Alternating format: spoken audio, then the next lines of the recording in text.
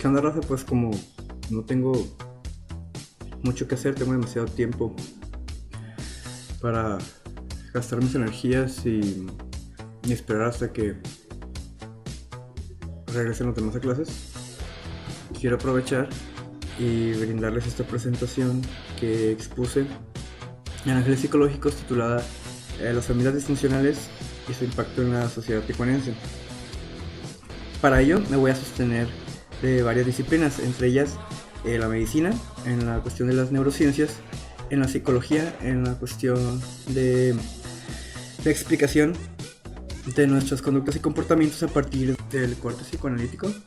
Y estas dos disciplinas van a servir para ver este fenómeno a partir de un nivel microscópico, y para el nivel macroscópico, aparte de utilizar algunos otros recursos fuera del corte psicoanalítico de la psicología, por ejemplo la psicología social, también voy a utilizar la filosofía en cuestión del poder, de los conceptos de biopolítica de Michel Foucault, y pues un poco también de Heidegger y la cuestión de la autenticidad del ser. Y pues bueno, aunque parezca que no hay relación entre el psicoanálisis y las neurociencias, el psicoanálisis prácticamente nació de las neurociencias, de una explicación más allá de lo neuroanatómico para explicar nuestras conductas y las motivaciones que impulsan estas, ¿no? Y pues bueno, la disciplina que estudia estos campos se le denomina neuropsicoanálisis. Sí, lo que va a hacer el neuropsicoanálisis es explicar neuroanatómicamente los postulados del enfoque psicológico psicoanalítico. Un ejemplo de ellos son las áreas que permiten el desarrollo de la personalidad y que tienen una representación mental o intrapsíquica. Estas representaciones intrapsíquicas se dividen en tres, las cuales Freud bautiza como yo, ello y superyo. En el yo estamos hablando de la parte que más contacto de la personalidad tiene con la realidad, y por esas características de tener mayor contacto con el exterior de la realidad, esta parte de la personalidad o carácter va a estar regida por lo que se le denomina en psicoanálisis principio de realidad, lo cual sucede de manera contraria con el ello, que está regido por el principio de placer infinito e inmediato. Y el superyo es esa parte de la personalidad que refleja los deberes morales y éticos. Y bueno, eso va a depender de la cultura y de las diferencias individuales de las personas y de su respectiva población de origen. Y neuroanatómicamente, pues estaríamos hablando de la corteza prefrontal, que es la que se encarga del control de impulsos, de la toma de decisiones, y que a diferencia de la representación intrapsíquica del tallo cerebral y del sistema límbico, que es el ello, va a controlar de cierta manera o va a castigar, ¿sí? Todos aquellos actos que socialmente y moralmente son malos o incorrectos. Y repito, todo tiene que ver con la cultura, las áreas geográficas, etc. Porque el superyo de una persona, de una familia, digamos, cuya convivencia es armoniosa y donde los problemas se resuelven conversando, es muy diferente a una familia en donde los problemas se resuelven a golpes, a gritos, etc. Y la instancia del yo se va a manifestar en las áreas parietales y occipitales del cerebro, que corresponden a esta parte, y también al área temporal, porque aquí es donde se controlan los movimientos y donde se reciben los estímulos sensoriales corporales, y en la parte de atrás corresponde a la cuestión de la visión y de la audición. Y pues bueno, estas divisiones de la personalidad, al igual que los órganos cerebrales, van a funcionar en conjunto, a pesar de que tengan características particulares, ¿no?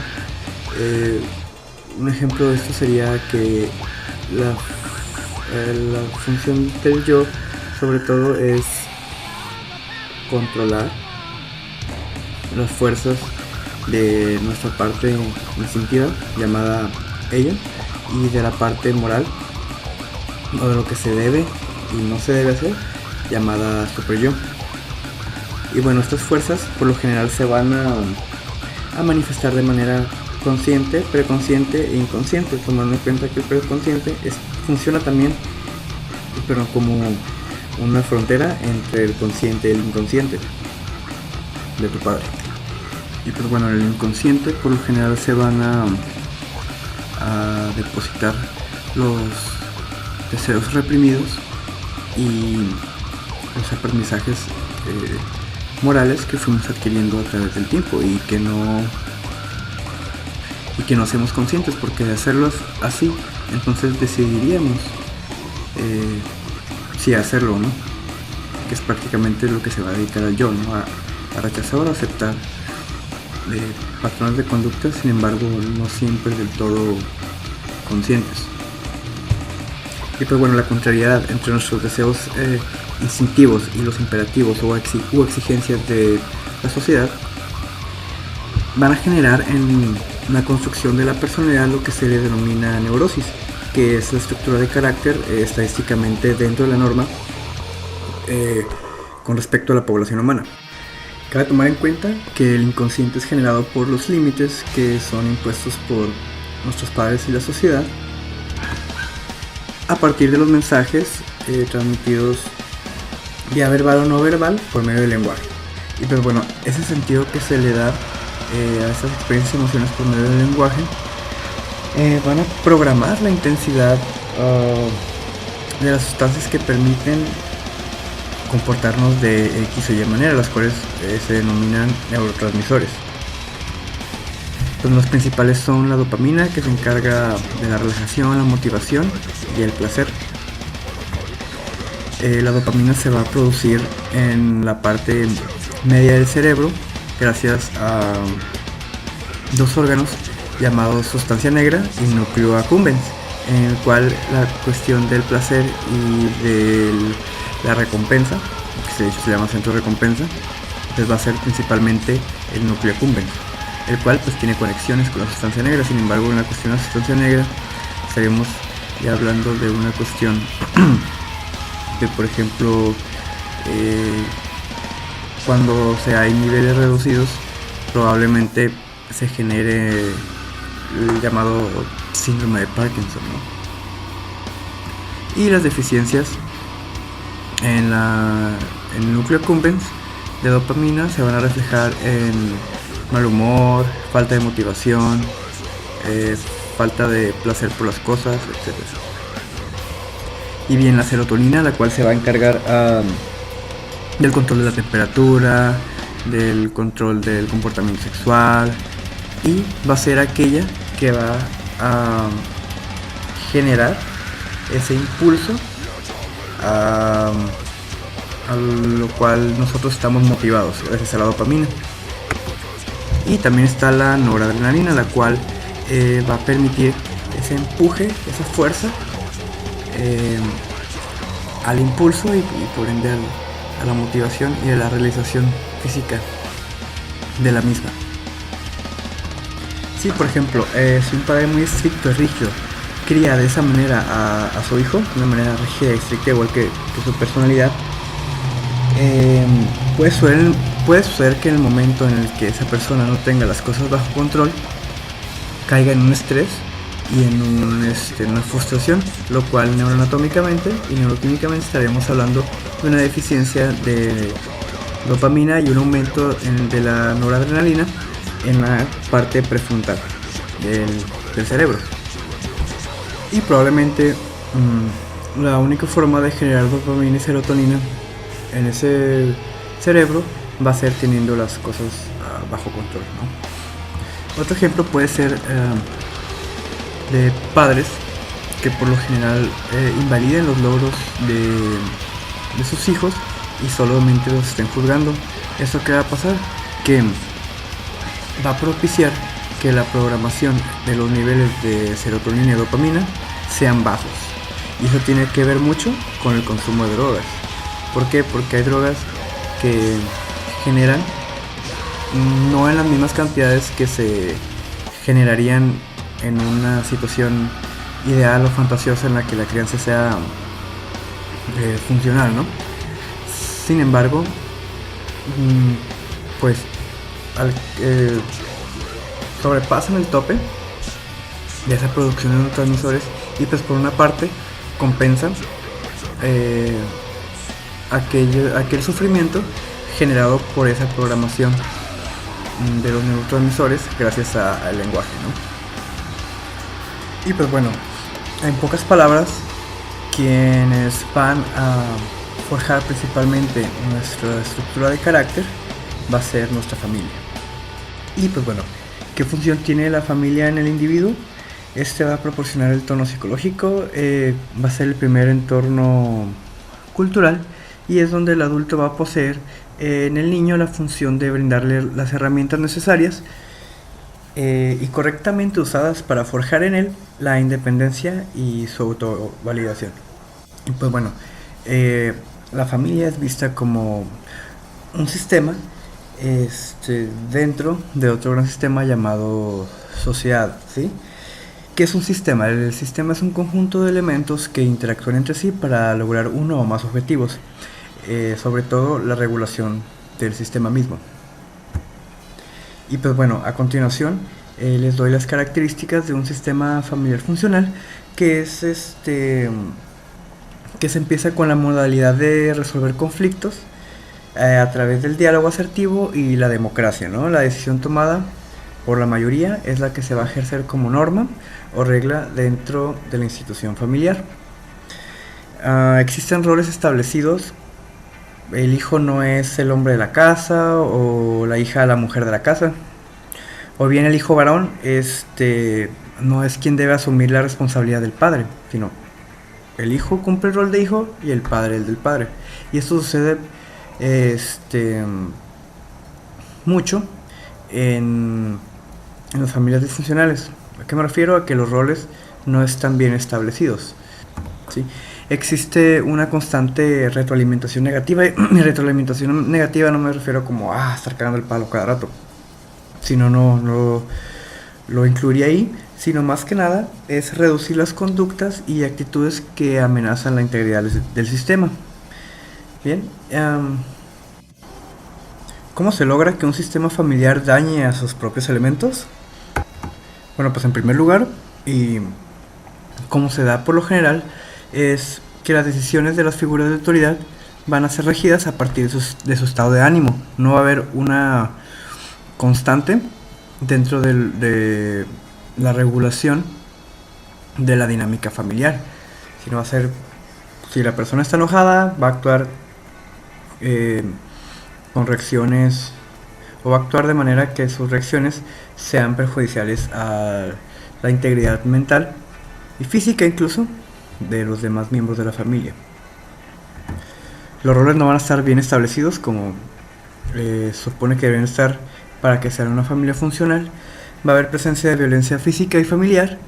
Va a haber estilos de crianza que generan apegos perturbadores, se les denomina, como dependencia o ambivalencia, ¿no? Ese no saber cómo voy a actuar en ciertas situaciones. Y muchas veces un estilo de crianza desorganizada que por lo general se da en las familias esquizofrenizantes, ¿no? Puede que haya una disciplina laxa, muy ligera, o extremadamente estricta. Y sobre todo, ¿no?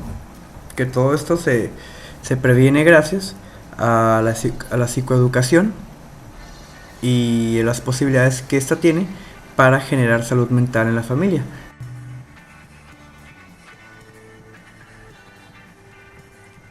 Y pues bueno, en la cuestión de impactos significativos,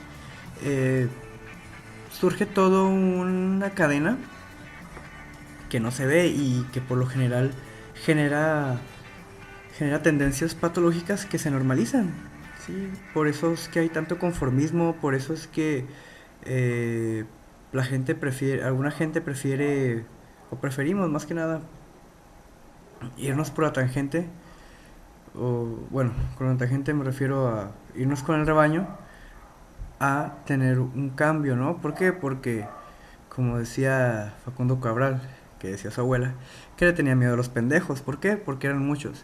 Y pues en una sociedad pendeja o patologizada, eso es lo que va a pasar. Va a haber opresión por los oprimidos. Y pues bueno, ¿de dónde vienen los servidores públicos? De familias. Y muchas veces esas familias son disfuncionales, ¿sí? Porque los miembros del sistema familiar van a interactuar entre sí dentro de un sistema social, los cuales, dichos miembros van a optar por un empleo enfocado en la seguridad, como lo mencioné hace rato, la salud, la educación y oficios. Sí, es muy diferente llegar con una secretaria del IMSS y que te trate bien a que te reciba con cara de chinga tu madre, ¿no? O sea, eso es muy distinto. O, es muy distinto que un policía te ayude, te atienda, a que nomás te vea y ya te quiera subir, ¿no? Como me ha pasado. Entonces, ¿qué estabilidad va a haber? ¿Sí? ¿O qué objetivos de esos servicios públicos y servicios de seguridad y salud van a ser cumplidos si solamente son por puro protocolo, ¿no? Cuando en realidad lo que está pasando es que esos comportamientos se están pasando por alto y el sistema pues se va contaminando cada vez más, ¿no? Porque el sistema va fluyendo, sea para bien o sea para mal de nosotros. El sistema ahí va a estar. Sistema de corrupción, sistema de salud, sistema de bienestar, ¿sí? Un sistema de muerte al que yo le llamo, ¿no? ¿Por qué? Porque el simple hecho de estar en una sociedad con un modelo socioeconómico mal empleado genera muchas muertes y eso lo pueden ver, por ejemplo, aquí en México, ¿no? Y pues eso es lo que le llamo un equilibrio aparente, ¿no? ¿Qué es lo que va a pasar? Van a normalizar esas conductas consideradas coloquialmente como pedantes y hostiles, presentadas por empleados en cualquiera de los sectores anteriores, cuestiones de salud, seguridad, y pues van a generar una distorsión a petición de la neurosis colectiva, ¿no? Va a haber una incongruencia entre lo que se piensa, hace y siente a partir de los aprendizajes o de ese super yo, digamos, malito de su corazoncito, que va a normalizar patrones de conducta insanos. Y pues bueno, ¿qué tiene que ver esto con la biopolítica de Michel Foucault? Pues un chingo, porque citando a Foucault, se dirá que el control de la sociedad sobre los individuos no solo se va a efectuar mediante la conciencia o la ideología de las personas, sino también en el cuerpo y con el cuerpo.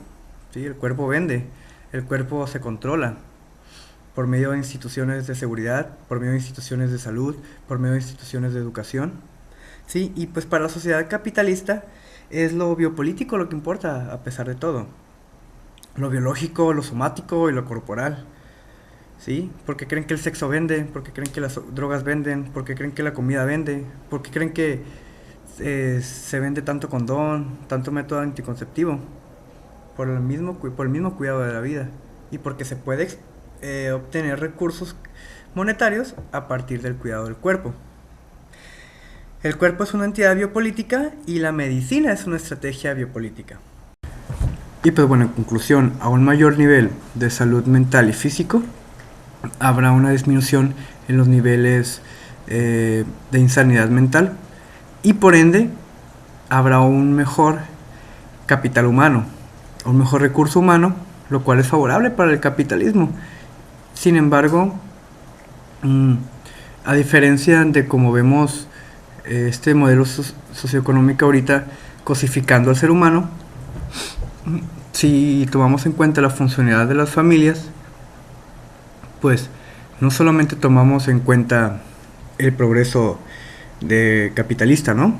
Sino el progreso en la integridad y salud mental de los individuos, que es lo que importa, porque a final de cuentas lo que está sucediendo es que estamos dejando a un lado nuestra naturaleza y nos estamos enfocando en distorsiones cognitivas o distorsiones de nuestra forma de pensar, enfocadas en que si lo podemos hacer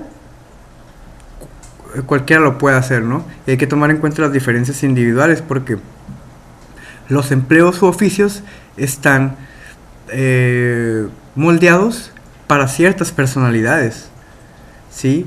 Y lo que hace el capitalismo mal empleado es desfragmentar esas personalidades y provocar inestabilidad emocional, ¿sí? Y pues bueno, esto fue todo por mi parte, espero les haya servido un poco y pues chao.